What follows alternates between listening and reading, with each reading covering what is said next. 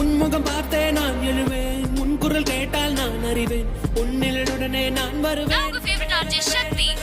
புன்னகை செய்தால் உயிர் வாழ்வேன், புறக்கணித்தால் நான் என்னாவேன், பெண்ணே எங்கே நான் போவேன். உன் உதட்டுக்குள்